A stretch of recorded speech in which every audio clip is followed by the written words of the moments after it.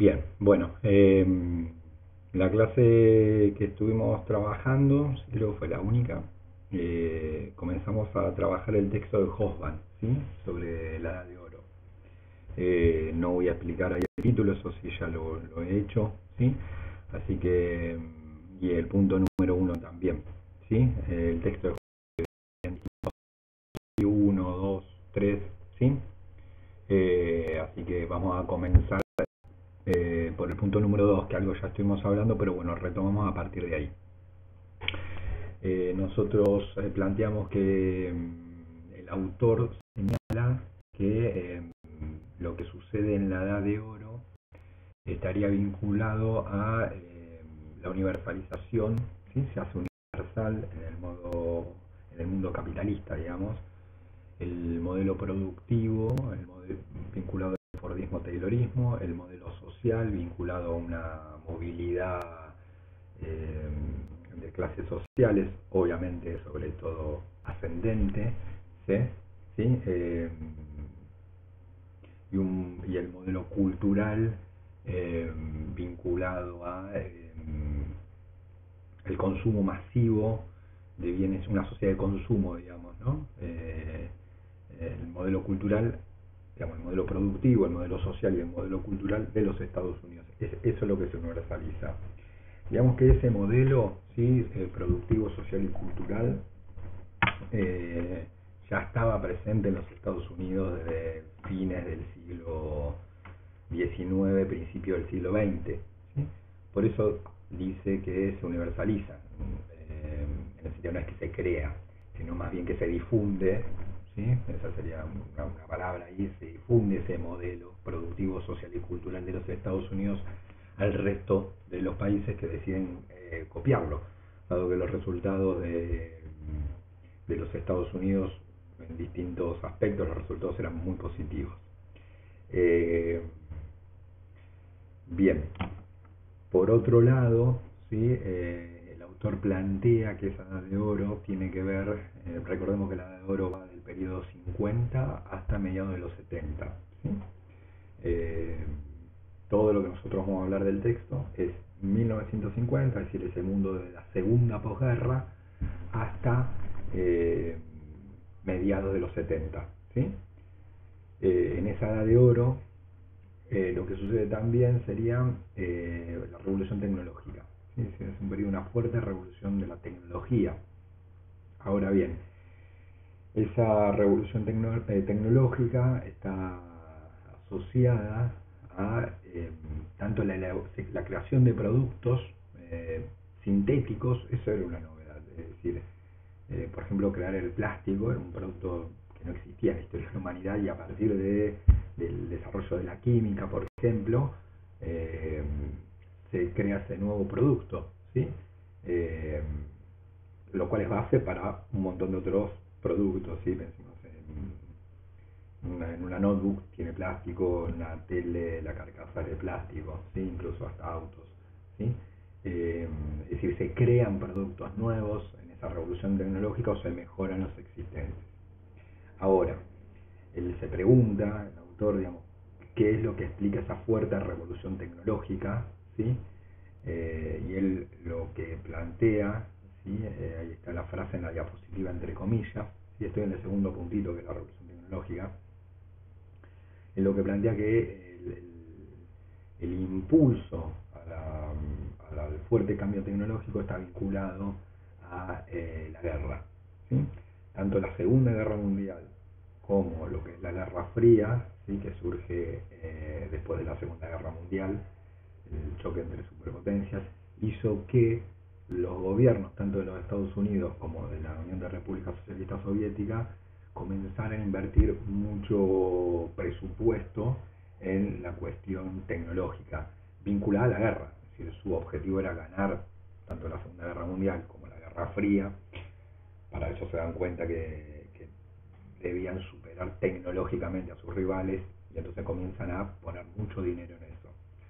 Al poner mucho dinero en la cuestión tecnológica, en investigación, en desarrollos tecnológicos, bueno, la tecnología se comienza como a mover, digamos, ¿no? A revolucionar, ¿no? piensen en una actividad cualquiera en la cual uno pone mucho presupuesto, ¿sí? Eh, lo que sucedió, digamos, a partir también de esa edad de oro, es que la tecnología vinculada a la guerra se revoluciona, digamos, y con el correr del tiempo esa tecnología que está aplicada a la guerra se comienza a difundir para el uso civil, ¿sí? Es decir, procesos o productos, ¿sí? O elementos que se habían desarrollado a partir con un uso meramente militar se comienzan después a trasladar a la población no militar, es decir, la población civil, ¿sí? Eh, Nada, dos ejemplos, ¿sí? Uno que está en la diapositiva y el otro no.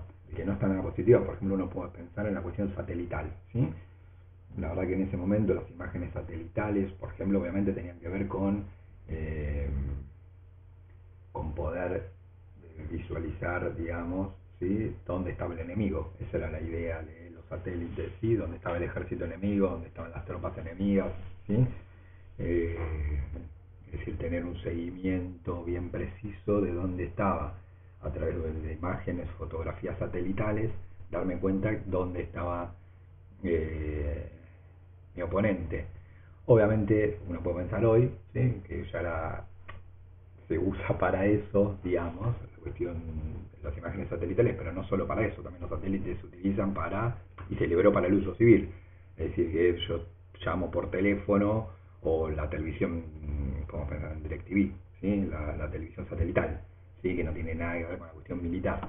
Es decir, ese desarrollo tecnológico vinculado a la cuestión satelital tuvo un origen vinculado a la guerra, sobre todo a la Guerra Fría, y después se comenzó a utilizar para otras actividades no vinculadas a la guerra, ¿sí? El autor ahí, tienen ahí en la diapositiva, estoy en la parte de abajo, ¿sí? Es un pionero fundamental, dice la diapositiva, ¿sí? Está vinculado a lo que es Internet, que también surgió como un desarrollo para nada novedoso, uno cree que es actual, digamos. Digamos, en realidad el desarrollo de Internet tiene que ver, fíjense la fecha, dice 1962, ¿sí? Lo que sí, obviamente, pasó desde fines del siglo XX, digamos, fines del 1900, los 2000, es que se comienza a hacer masivo el uso civil de Internet, ¿sí? Que no deja de lado lo otro, digamos, no tiene toda una utilización militar, eh, pero se le suma el uso civil, ¿sí? Pero el origen de ese uso civil tiene que ver con la cuestión militar, ¿sí? Bien, bueno, pasamos a la segunda diapositiva, ¿sí? La siguiente diapositiva está vinculado entonces a este tema de la cuestión tecnológica, ¿sí? Eh, de hecho, digo exactamente cómo está el título, ¿sí?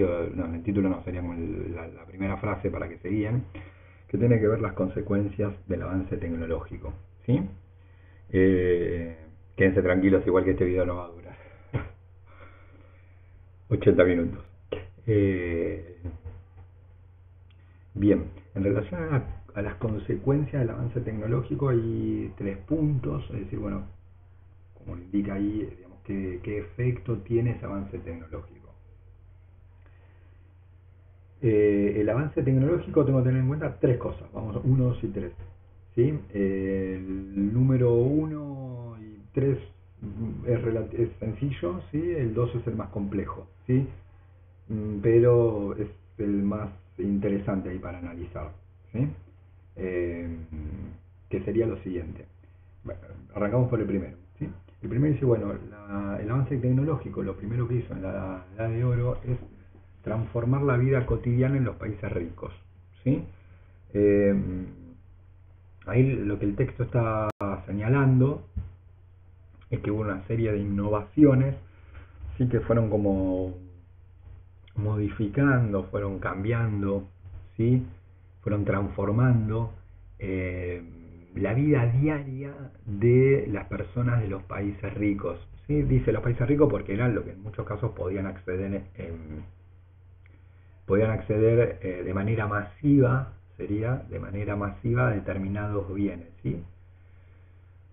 Esto puede parecer complejo, es muy simple, ¿sí? Pensemos en un celular, ¿sí? Lo traslado a un ejemplo actual, ¿sí?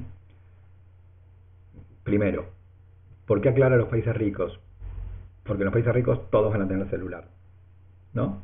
No se trata de que uno o pocas personas tengan celulares, sino de que todos lo tengan, ¿sí? Entonces, la riqueza del país está asociada a una masividad de determinados productos. Y uno puede decir actualmente que la utilización, digamos que la mayoría de la población disponga de un celular, altera la vida cotidiana. ¿Sí? No lo dice con una carga negativa, ¿sí? Sino que transforma, ¿sí? Cómo transformó la vida cotidiana, ¿sí? Nuestra sociedad es la utilización del celular, desde cómo nos divertimos, ¿sí? Eh, cómo vemos contenidos, ¿sí? Deportivos, de entretenimiento, ¿sí? Dónde los vemos, con quién los vemos, digamos, todo eso fue cambiando, la cuestión de los horarios, ¿sí? Cómo eso fue alterando, entonces a partir de un producto como el celular, se fue modificando la vida cotidiana, ¿sí? Obviamente, estoy haciendo un paralelo porque en ese momento no existía el celular, ¿sí? Pero pensemos, por ejemplo, en la televisión, ¿sí? Que ahí en los países ricos era algo, digamos, bastante masivo, ¿sí? Es decir, que las casas, la mayoría de las casas disponían de una TV y cómo eso fue modificando la vida cotidiana, ¿sí? Eh, las pilas de larga duración, por ejemplo, él menciona, ¿sí? Bueno, eso comenzó a ser posible de que alguien saliera de su casa, eh, eh, digamos, con un producto, digamos, que antes era la energía eléctrica, con lo cual vos estabas como vinculado a estar quieto, digamos, ¿no? En un lugar, ¿sí? Eh, bien. Eh, Vamos al segundo punto, ¿sí? La idea sería ir hasta el 3, ¿sí? Vamos al segundo punto.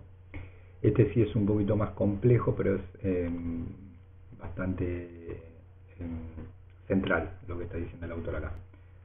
Él dice, bueno, el avance tecnológico lo que hizo es más complicado, más complejo, ¿sí? El camino que va desde la invención de un producto hasta la producción. Repito, el avance tecnológico tuvo el fuerte desarrollo tecnológico de 50 a mediados de los 70 hizo que hizo más complejo el camino que va desde la invención hasta la invención de un producto, es decir, la creación de un producto, hasta su producción efectiva, ¿no? Lo que está diciendo, sí, acá el autor es que a ver, sería que el desarrollo tecnológico, ¿sí? A partir de la edad de oro es mucho más complejo, ¿sí? Mucho más complejo que el desarrollo tecnológico de otros momentos, ¿sí? Llegar a ser una potencia industrial, por ejemplo, es mucho más complejo ahora, ¿sí? O ahora, digamos, ahora en los 2000, y esto sucede desde los 60, ¿sí? Que en el 1880. ¿Por qué? Porque el producto al cual vos llegás ahora para ser una potencia industrial desarrollada, a los productos que vos tenés que llegar para ser una potencia industrial desarrollada, es mucho más complejo de producir que el bien industrial de 1880, ¿sí?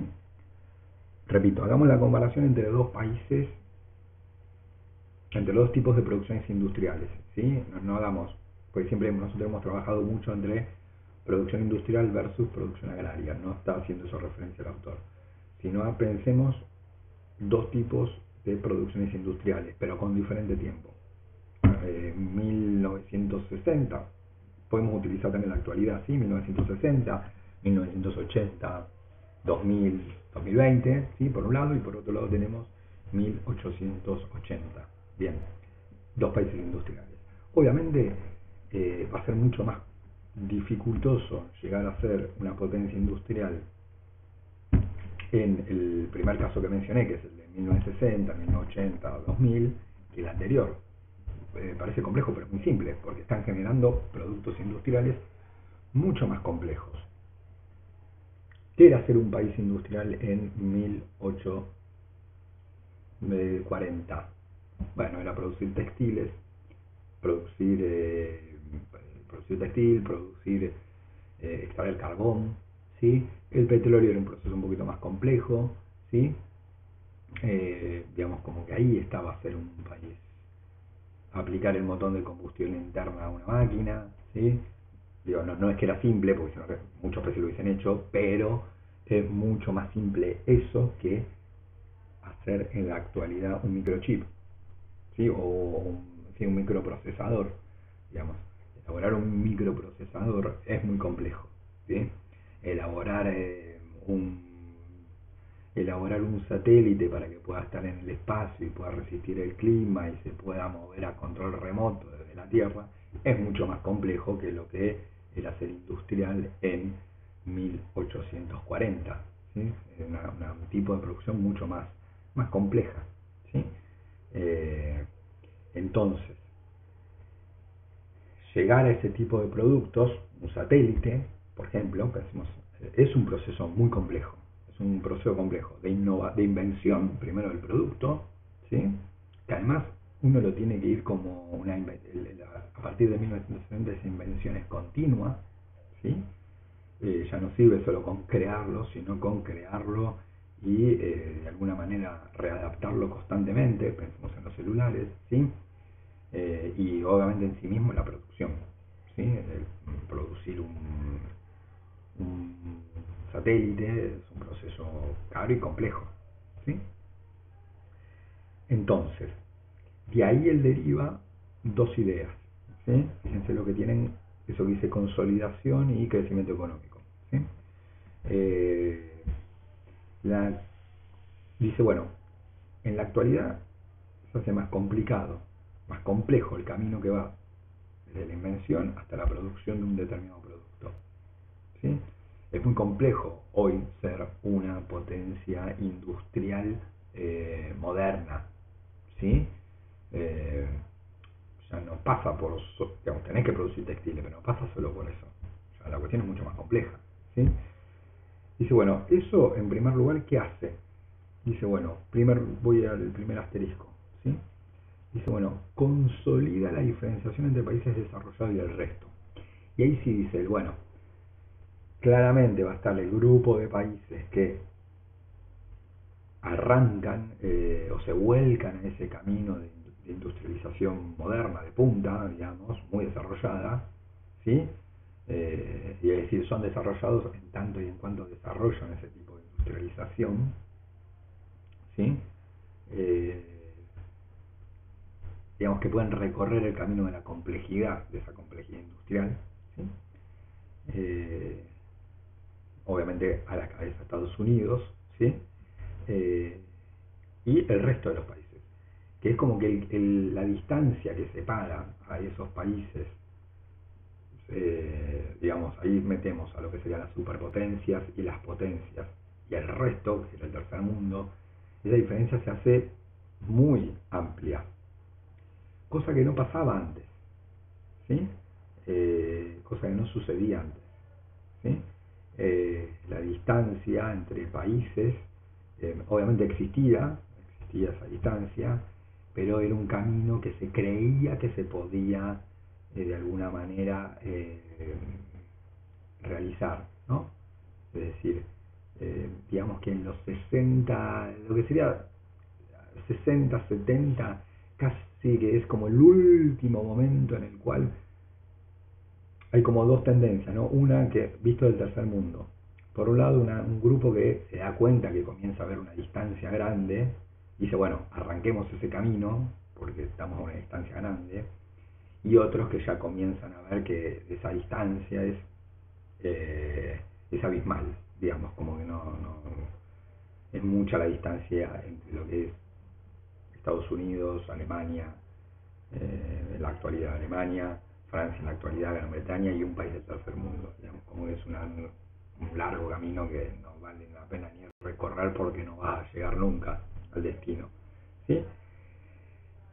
Digamos que esa distancia se comienza a ser evidente, ¿sí? ¿Por qué? ¿Por qué es evidente la distancia?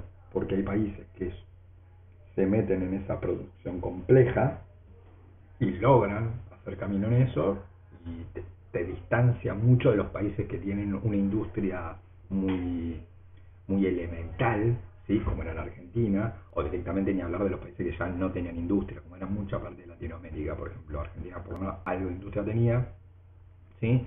Eh, y bueno, será todo un tema la industrialización argentina, después lo vamos a ver, ¿sí? Y ni hablar con los países que directamente no tienen un proceso de industrialización, ¿no? Como que ahí es el camino, digamos, muy, muy grande, la distancia entre países y países. El otro punto, ¿sí? Donde dice crecimiento económico, ahí les pido que ustedes modifiquen lo que dice crecimiento económico, ¿sí? Lo reemplazan por la palabra desarrollo económico, ¿sí? Eh, porque lo que comienza a mostrar esa edad de oro es que el desarrollo económico, porque crecimiento económico, ¿por qué hacemos la distinción? Crecimiento económico y desarrollo económico. Obviamente para tener desarrollo económico yo necesito tener crecimiento económico. Es decir, un país no puede ser desarrollado económicamente si no crece, ¿sí? Ahora, al revés, un país puede crecer económicamente y no ser desarrollado, ¿sí? Argentina había tenido experiencia de ese tipo en el cual tuvo etapas de crecimiento, es decir, tuvo crecimiento económico, pero no logró como desarrollarse y ser un país desarrollado. Por eso es que corregimos, ahí la frase debería ser desarrollo económico, yo no recuerdo cómo dice el autor, ¿sí? Pero vamos a utilizar la idea de desarrollo económico. ¿Qué es lo que plantea el autor? Dice que a partir de los 70 el desarrollo económico, ¿sí? Que obviamente supone crecimiento económico, está fuertemente asociado a lo que se invierta en investigación y desarrollo. Es decir, tanto del PBI, siempre que hablamos de la plata, cuánto se destina a investigación, ¿sí? Científica y a desarrollo. En este sentido es que hacemos la distinción entre ciencia básica y desarrollo, debe ser como que digamos sería el, digamos, hay cierta investigación científica que puede ser propia del Estado o de empresas privadas que investigan, ¿sí? Científicamente, llegan a determinados resultados, digamos, y eso después va a haber otras empresas o el propio Estado que esa investigación, ¿sí? Eh, por ejemplo, en matemática, ¿sí? Lo traslada, lo desarrolla en un producto determinado, ¿sí?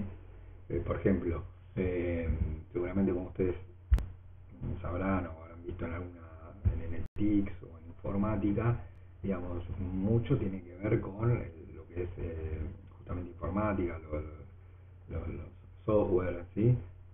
Previamente supone un desarrollo de matemática, ¿sí? Ahora obviamente uno no consume la matemática dura, sino que uno lo que utiliza es el producto, ¿sí? Entonces como que ese desarrollo matemático alguien después lo traslada a un producto determinado, ¿sí? Por ejemplo, una aplicación, ¿sí? Una aplicación determinada, ¿sí? Entonces, ¿qué quiero decir con esto? Que el autor ahí lo que plantea es que el desarrollo, ¿sí? El desarrollo económico de un país está fuertemente asociado a lo que invierte en investigación y desarrollo. Como que habría una relación causal. Cuanto más el Estado invierta en investigación y desarrollo, ¿sí? Y lo haga sostenido en el tiempo, el país tiene mucha más chance entonces de ser desarrollado, ¿sí? Les pido por favor a los de naturales, ¿sí? que ya tienen tiempo, por favor, supongo que tienen tiempo, y si no, por favor, háganselo. Algo que sí hicimos con sociales, si alguno está trabado le puedo pedir ayuda a uno de los chicos, sí, pero igual es muy simple lo que le voy a pedir. Que entren a la web del Banco Mundial, ¿sí? Hagan así, pongan en Google investigación y desarrollo, ¿sí? Y una de las primeras búsquedas va a ser de data, no recuerdo la página exacta, pero es data.bancomundial sí, una cosa bastante parecida, ¿sí? Y está bastante bueno el gráfico, o sea, uno lo quiere indicar, yo le voy a pedir que busquen 3 casos, ¿sí? De cuánto se invierte en investigación y desarrollo. Es como, donde los estoy enviando es una página del Banco Mundial, de estadísticas, ¿sí? Tienen de diferentes tipos de datos. Lo que ustedes van a buscar es investigación y desarrollo, ¿sí? Cuánto en relación a la torta ponen los países. Entonces uno puede poner el país y le salta, ¿sí? Escalonado en el tiempo, obviamente, si no es que miro un año, lo puedo ver por un año, pero lo interesante es mirar ahí una secuencia de tiempo. Entonces le pido que miren el caso de algún país asiático, pueden tomar Corea, Japón, ¿sí? Algún país europeo para que ustedes tengan una idea, ¿sí? Pueden tomar Alemania, Francia, Gran Bretaña, ¿sí? Cuánto invierten ellos. Y algún país latinoamericano, ¿sí? Dentro de Latinoamérica obviamente les voy a pedir que busquen el caso de Argentina, obviamente, y después pueden asociar con Chile o Brasil también para tener una idea de contexto, ¿no? Los números que ustedes van a ver es porcentaje sobre el PBI, ¿sí? Obviamente, como el PBI de Alemania es más grande en términos absolutos, ¿sí? Es decir, en términos de número duro, obviamente va a ser más Alemania que Argentina, porque la torta que genera Alemania justamente es mucho más grande que la que genera Argentina, ¿sí? Pero lo interesante es que ustedes también van a ver en realidad no van a ver el número absoluto, ustedes lo que van a ver es el porcentaje, ¿sí? Independientemente de la torta, si es grande, chica, mediana, cuánto porcentaje pone uno y cuánto porcentaje pone otro, ¿sí? Así que les pido por favor que busquen esos casos, ¿sí? Alguno asiático, alguno de Europa, algún latinoamericano, ¿sí? Incluido la Argentina. Entran en Google, en la página del Banco Mundial. Bien, me quedan 3 minutos, porque más o menos vamos a hacer media hora, van 27, para lo que es las nuevas tecnologías, que es el punto número 3. Bueno, acá también es bastante simple, ¿sí? El autor lo que plantea es que a partir de la Edad de Oro, ojo con esta idea, el autor dice, el modelo industrial masivo, es decir, el que se va a utilizar en gran cantidad de las industrias, es el modelo fordista-taylorista, ¿sí? Que tiene que ver con la producción en masa, que tiene que ver con la separación del trabajador, ¿se acuerdan? En tareas simples y repetitivas, ¿sí? Con una producción, digamos, que es estándar, digamos, el mismo producto en gran cantidad, ¿sí? Ahora, supone mucha mano de obra, ¿sí? Ahora, el autor dice, ahí comienza a surgir otro modelo industrial, pero ¿por qué lo dice ahí? Porque justamente en la Edad de Oro surge, no es el predominante, no es el masivo, porque el masivo es el modelo fordista-taylorista, pero surge un nuevo modelo industrial, sobre todo en Japón, ¿sí? Que después, tiempo después, no quiero notar mucho porque eso va a ser la próxima evaluación, va a ser el predominante, es decir, en la actualidad es el predominante, es el nuevo modelo industrial que surge en la Edad de Oro, ¿sí? Ese nuevo modelo industrial se caracteriza por la utilización intensiva del capital. Esto quiere decir que de los 3 factores de producción, tierra, capital y trabajo, lo que más utiliza es capital, sobre todo invertido en maquinaria, ¿sí? Con lo cual se elimina mano de obra, ¿sí? Lo único que va a tomar obviamente es el personal calificado. El nuevo modelo industrial invierte mucho capital tomando mano de obra calificada, ¿sí? Pero como este modelo todavía no era el masivo, no era el predominante, es que existía pleno empleo, porque el Fordismo sí utilizaba mucha mano de obra, ¿sí? Entonces el Fordismo contrataba mucha mano de obra, y el otro, que es más expulsor de mano de obra, existía recién en algunas pequeñas industrias, ¿sí? Bueno, hasta acá terminamos el punto número 2, ¿sí? Yo a la brevedad les voy a enviar el punto número 3. Mucho de lo que estuve hablando ya lo terminamos, ¿sí? Ya lo habíamos visto, pero es para retomar y ya después sigo con el punto número 3, ¿sí? Bueno, quedamos en contacto.